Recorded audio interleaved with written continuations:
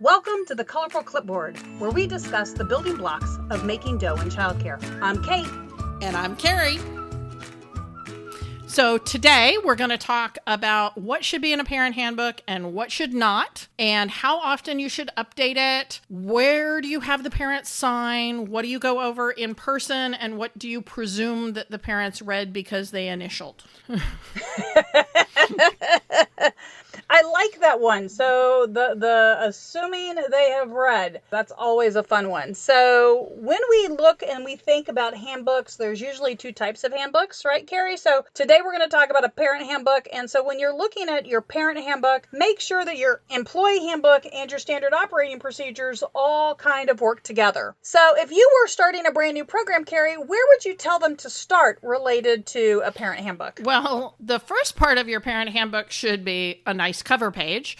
And then I like there to be the page that you rip out that they initial to be that second page. So there's the cover page, and then here's the thing that's going back to the file. And then what is your culture? So some programs do that as a mission statement. Some people do just like a couple paragraphs of this is what our culture is like. They don't usually use the word culture. It's like, welcome to our school. Here we blah, blah, blah, blah, blah, blah, blah. And then enrollment is the next section almost always, but I like to write first an outline later, which I know is not what is recommended. I have a punch list of these are the things that have to be included for legal reasons, for any accrediting agencies I'm using, for licensing. So I have a list, but I have a tendency to just write the first draft as what I call, or what you and I call, vomit pieces. Okay, so hold on real quick. Let me back you up a little bit, Okay. Because I think that some of the folks who are going to be listening to us are going to have one of two things. They're either going to be a brand new program and this parent handbook is starting from scratch, or they have an existing program. So when you talk about your punch list, where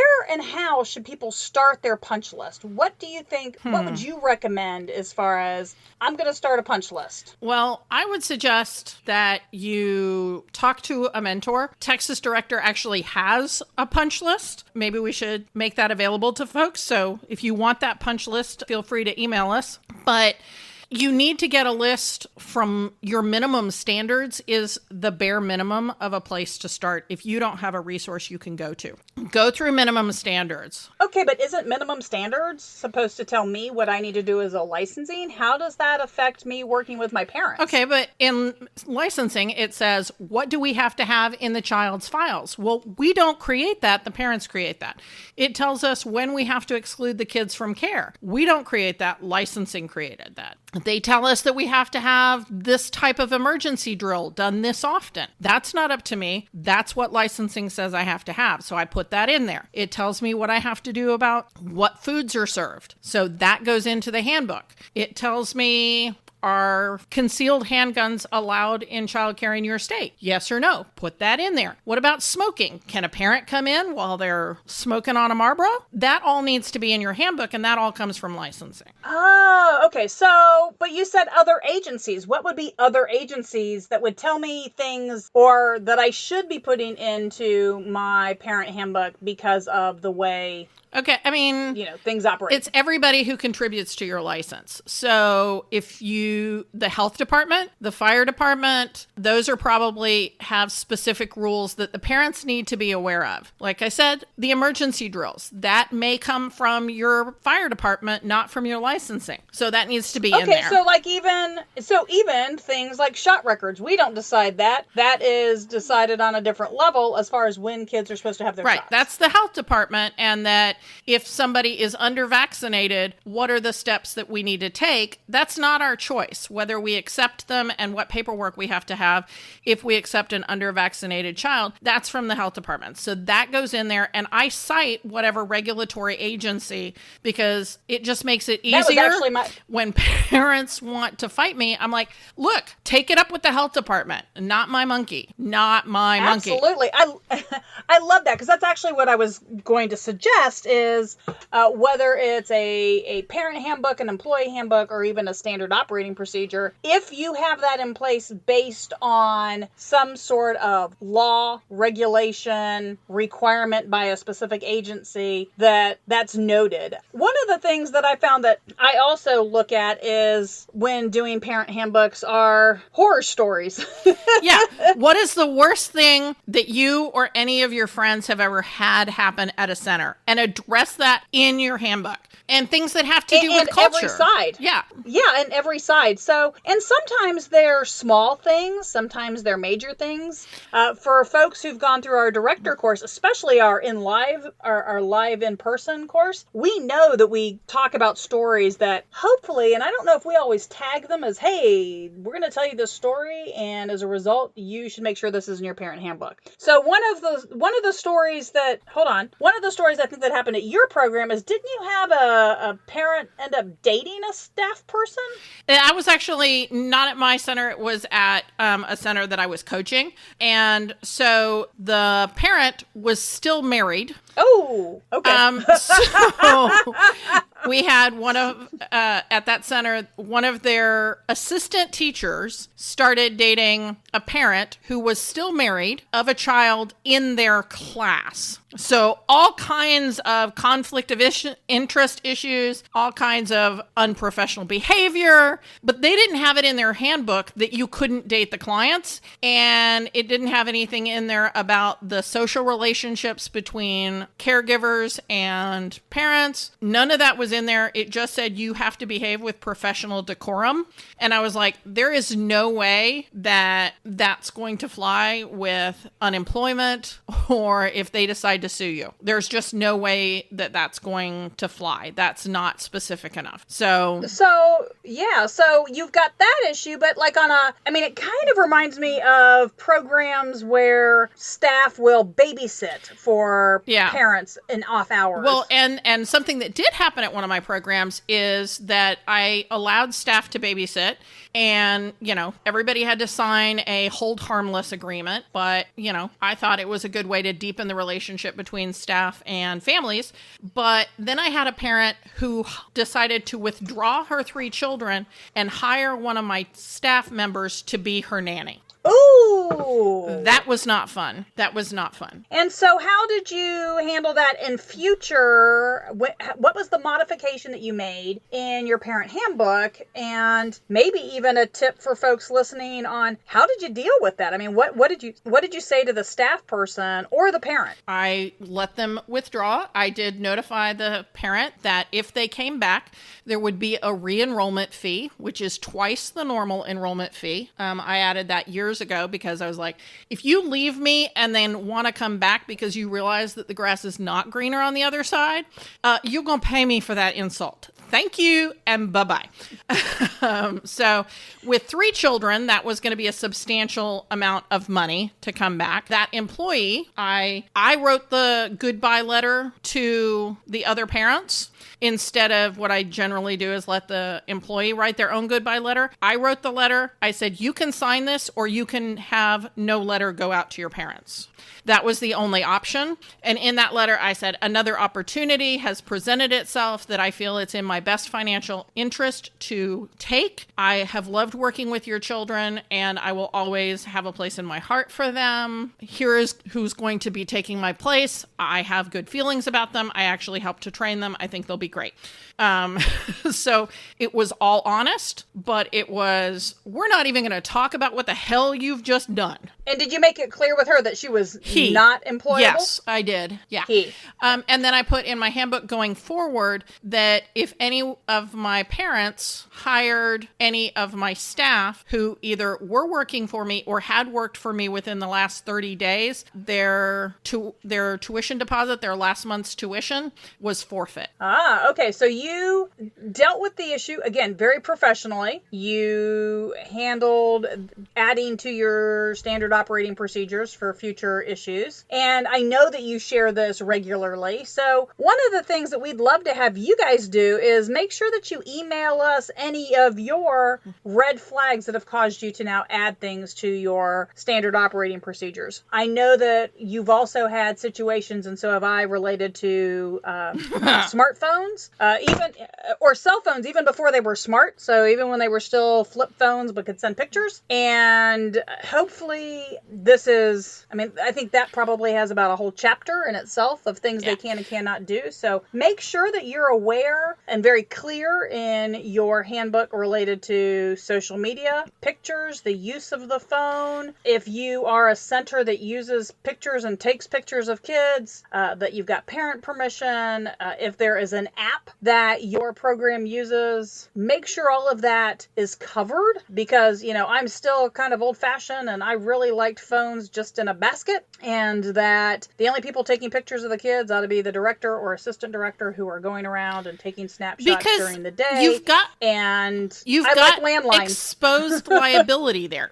If you have any child in your program who's going through a contentious divorce or who is in the foster care system, and one of the parents takes a picture of that child as part of a group shot, you have just violated a court order in all likelihood. And then you, as the owner or director of that center, are responsible for that civil violation. I don't want to be in the middle of anybody's lawsuit. I don't want to be in the middle of anybody's custody battle. So please make it clear in your handbook that the parents cannot take pictures of groups of children without clearing it with you. Because you don't want to tell them, that this specific child can't be in the picture because they're in the foster care system, because that'd be a violation of that child's rights and a violation of confidentiality. But you can say there are parents in this classroom who do not want pictures of their child shared. So I can't allow you to take pictures of this event. So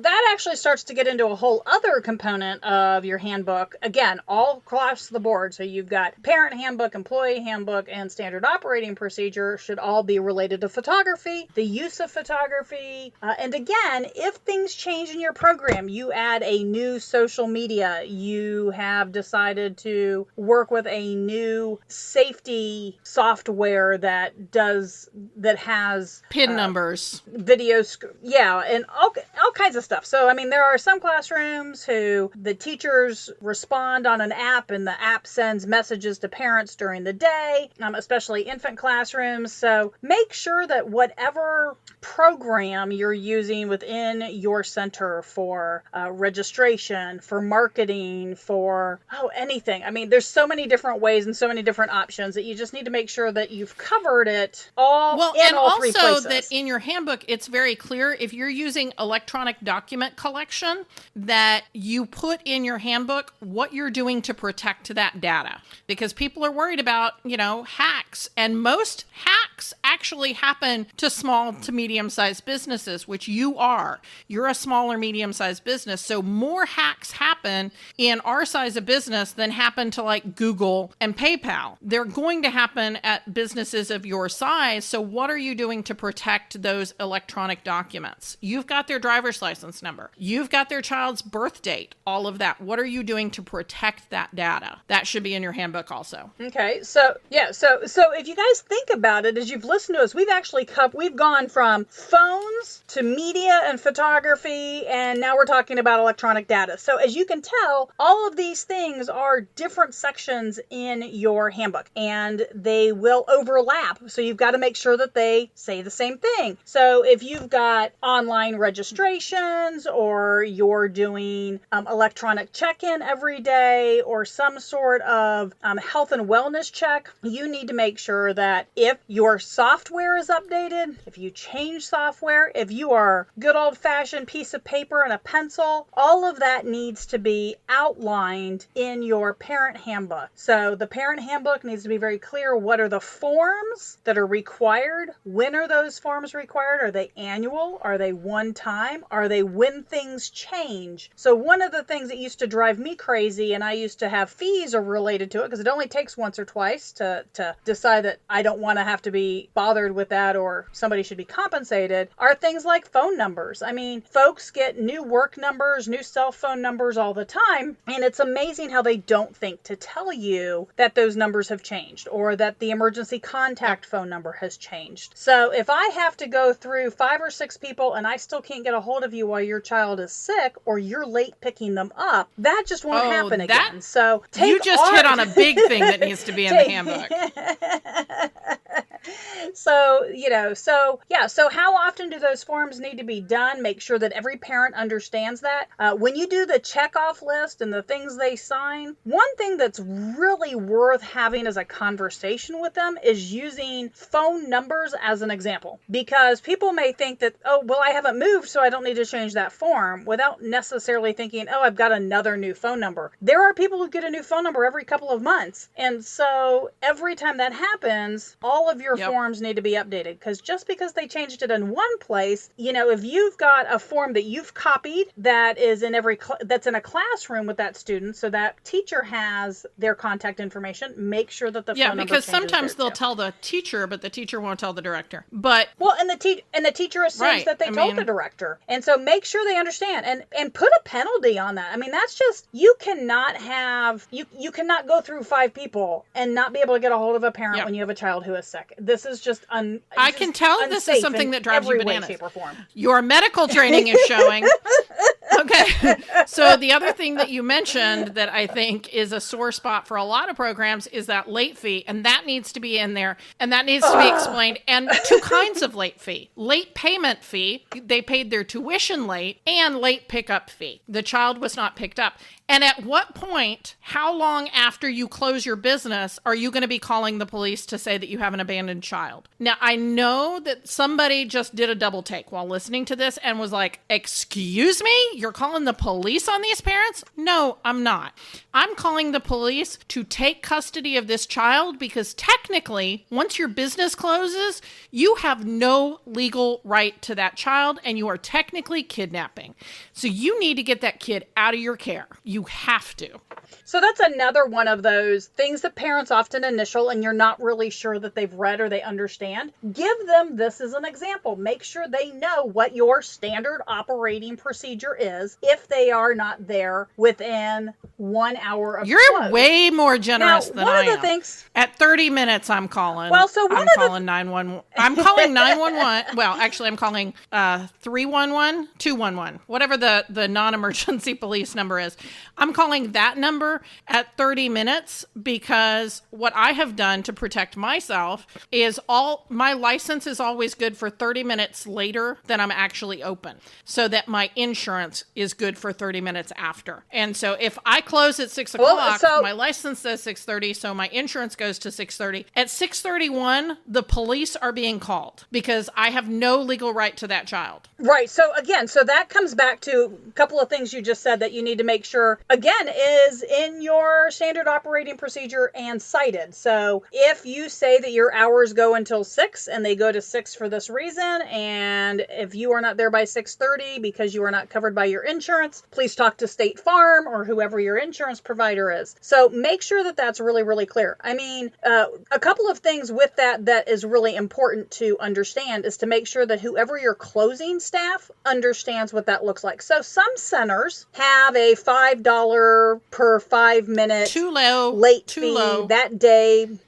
Okay, I'm using that as an example. So they have a fee that's for every so many minutes that the parent has to pay to the staff person who picks them up. So I've seen it that way. I've seen it where it comes in that the center bills them. So if they don't check out until 6:15, the center will send them a bill and the center just pays the staff. I'm not going to sit here and necessarily say that one is better than the other. There are some advantages to them having to hand cash to a staff person. person, assuming that staff person's actually going Right. to hold them to it. And sometimes you have staff who actually seem to encourage it because it's their way of getting out on the town money. That is true. That is true. But again, it comes back to that legal component. So if something should happen to that staff person, did the staff person stay clocked in, or did they clock out at 6 o'clock? And if they clocked out at 6 o'clock, anything that happens that next 30 minutes, who's liable? So again, you can kind of read through the lines on my preference. I'm not going to...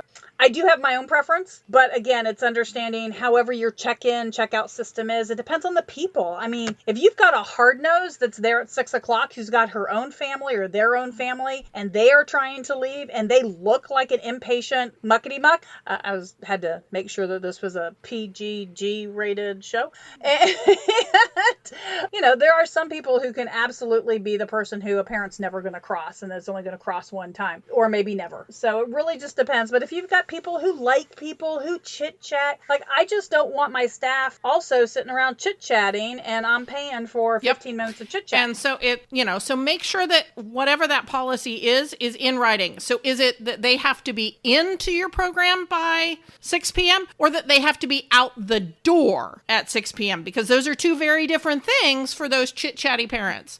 And but you brought up a great point related to chit chatty parents that really needs to be in both your employee handbook, probably more of an employee handbook necessarily than parent handbook, which is what is the clock in and clock out time. And there's one thing about telling a parent how their child's day was. What is a responsible and acceptable time, and should your staff have to document why maybe they didn't check out until 6:20? I think other things that need to be in the parent handbook are information about what are the ways that they can contact licensing if they see something that is wrong. But before that, I usually have what to do if you see something that makes you uncomfortable, that you talk to the lead teacher, or you talk to the director, or you talk to the owner. If none of that works, here's the number for licensing. So I coach it in, this is how you get this fixed. If you can't get it fixed within our program, then you call licensing. So all of that is together, and it has, at least in Texas, you're required to give them the phone number so that they can call licensing. But I first want them to know how they can try to get it fixed within the program, because that's going to be better for everybody. We can actually get it fixed. Licensing can't get it fixed. Licensing's not going to be out for a week. And by then, you've probably already addressed it. Assuming that you knew about it. I mean, we have a lot of times where parents will call licensing over issues that sometimes staff didn't even know about. And so your first experience is when licensing calls or shows up because they had a report. Or they report stuff that should have been in your handbook. Like they'll call licensing to say, I'm wanting to report this childcare center because they did not wipe the rear end of my 4-year-old when he had a bowel movement. So that needs to be in your parent handbook. What does potty trained mean? What potty training means and what the school's responsibilities are during potty training should be in your handbook. Because if you need somebody else to wipe your rear end, you are not potty trained, which means your happy little butt can go back to the toddler room and pay me an extra $100 a month.